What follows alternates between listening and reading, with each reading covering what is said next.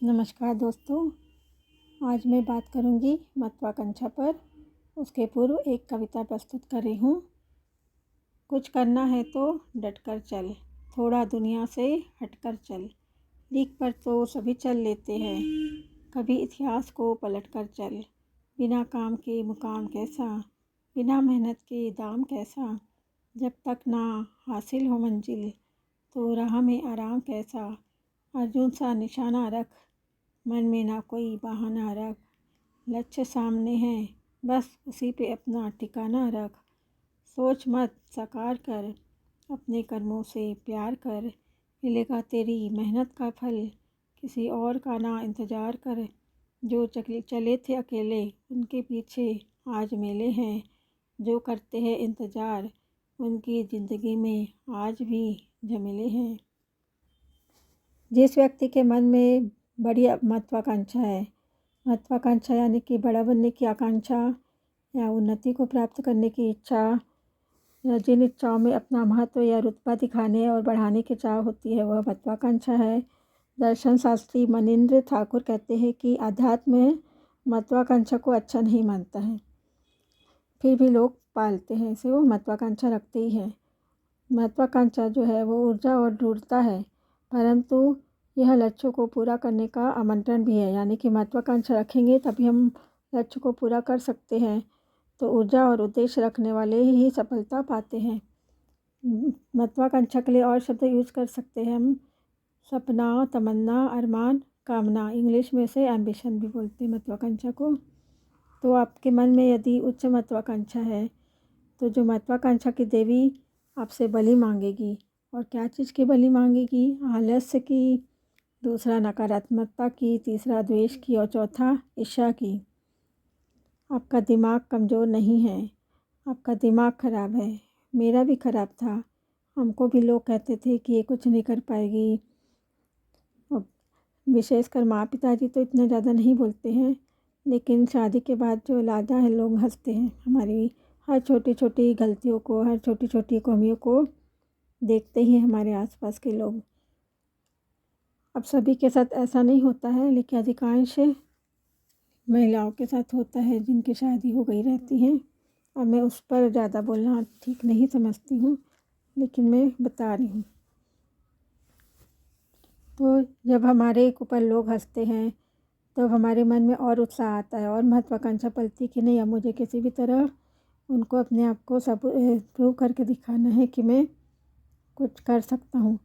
तो हमने देखा होगा कि हमारे भारत में कई संतों ने अच्छी अच्छी बातें बताई हैं, और कुछ संत तो ऐसे होते हैं जिनको हम लोग सही नहीं मानते। तो क्या ऐसा होता है कि 50,000 की गड्डी में यदि 1-2 नोट नकली भी मिल गए, तो क्या हम पूरी गड्डी को फाड़ के फेंक देंगे या पूरी गड्डी को जला कर रख देंगे? नहीं ना।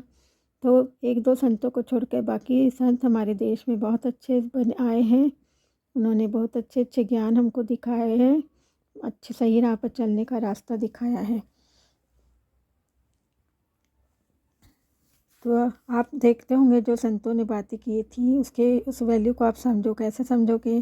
कि जब आप मंदिर, मस्जिद, गुरुद्वारा, चर्च, जो भी बड़े धार्मिक स्थान होते हैं, वहाँ जाते हो, तो सबसे पहले आप क्या करते हो? सिर झुकाते हैं, सजदा करते हैं।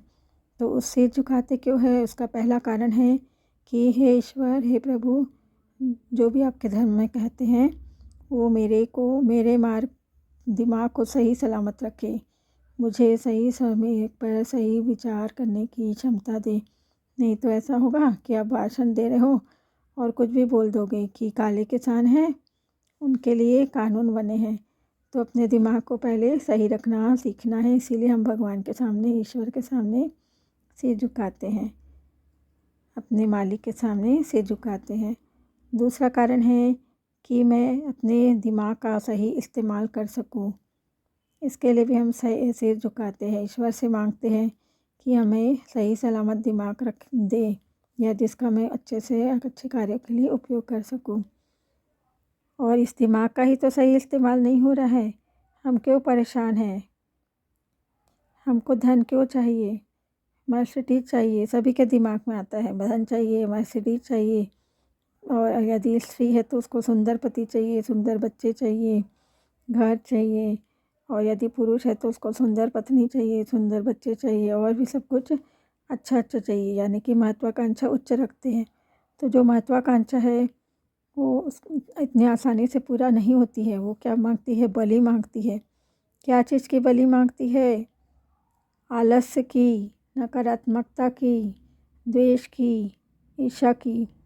इस दुनिया में कौन अच्छा है? कोई नहीं है। सब हम मानव हैं और सब में कुछ बुराइयां हैं। तो हम दूसरे मानव में बुराई क्यों देख रहे हैं? हमारे देश में, भारत में मैंने देखा है कि लोगों को दूसरों की बुराई देखने में बड़ा मज़ा आता है। किसी को नीचे गिरते हुए देखना है या किसी का नुकसान होते हुए देखने में बड़ा मज़ा आता है आपको। जबकि भारत में कबीर संत ने चिल्ला चिल्ला कर कहा है कि एक कब दोहा दिया था, उन्होंने बताया, लिखा था, बुरा जो देखन में चला, बुरा न मिलिया कोई, जो मन अपना देख, जो मन देखो अपना, मुझसे बुरा न कोई। यानी कि अपने आप को सुधारो।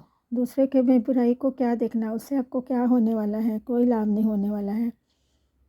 तो आपको बलि किसकी चढ़ानी है? इन 4 चीज़ों की। आलस्य, नेगेटिविटी यानी कि नकारात्मकता, द्वेष, तीसरा और चौथा है ईर्ष्या की। तो ये काम किसने किया? श्री राम ने किया। और किसने किया? भगवान श्री कृष्ण ने किया, हजरत मोहम्मद ने किया, और सबसे ज़्यादा तो लॉर्ड जीसस ने किया। तो आप देखो इनकी हस्तियाँ क्या से क्या हो गई, कितने महान बन गए। तो हम भी यदि इन 4 चीज़ों को त्याग देंगे तो हम भी कहाँ से कहाँ पहुँच सकते। एक छोटा सा काम ही तो करना है, आगे बढ़ना है हमको। तो इनको, और एक बार भगवान बुद्ध के ऊपर किसी व्यक्ति ने थूक दिया तो उनका शिष्य आनंद बहुत क्रोधित हुआ। उन्होंने और तो फिर भगवान बुद्ध ने फिर वो व्यक्ति को थूकने के बाद कुछ नहीं बोला, टावे से जो भी उनके पास कपड़े होंगे उससे पोंछ लिया। तो आनंद ने उनसे पूछा कि आपको क्रोध नहीं आया? तो बुद्ध ने कहा कि वो व्यक्ति परेशान होगा, उसको नौकरी नहीं लगी होगी, घर वालों ने उन्हें उसको ताना दिया होगा कि तू कुछ नहीं कर सकता है ऐसा। तो लोग तो इसके कारण वो परेशान होगा, तो कोई बात नहीं है। तो आप ही देखो, कोई लोग तो आपको बोलेंगे ही, ताना देंगे, तो आपको उससे परेशान नहीं होना है। लोगों का काम है बोलना, उनको बोलने दीजिए। आप अपने कर्म के ऊपर ध्यान दीजिए। जब आप सफल हो जाएंगे तो यही लोग आपके पीछे पीछे आपको पूछने आएंगे कि आप कैसे सफल हो गए।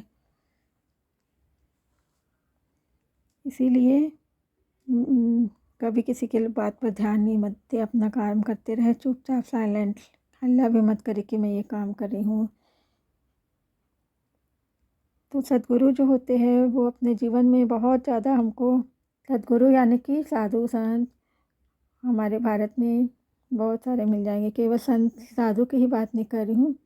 कई महान पुरुष होते हैं जिन्होंने अच्छे अच्छे वचन दिए हैं। उन सब वचनों का पालन करके हम अपने दिमाग का सही इस्तेमाल करके अपनी महत्वाकांक्षा को पूरा कर सकते हैं। तो सद्गुरु ने एक बात अच्छी बोली है कि मैं मुर्दों को जगाता नहीं हूँ, मैं जिंदों को जगाता हूँ। तो मैं भी कोई संत नहीं हूँ।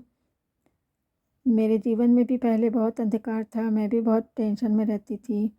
तो इन सब अच्छे अच्छे महान पुरुषों की बातों को सुनकर मुझे बहुत शांति मिली और मुझे नई रोशनी मिली, और इसी रोशनी को मैं बांट रही हूँ।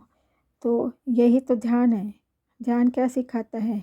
उठो, जागो, पढ़ो, जगाओ अपना, अपने समाज का और पूरे विश्व का कल्याण करो। All the best.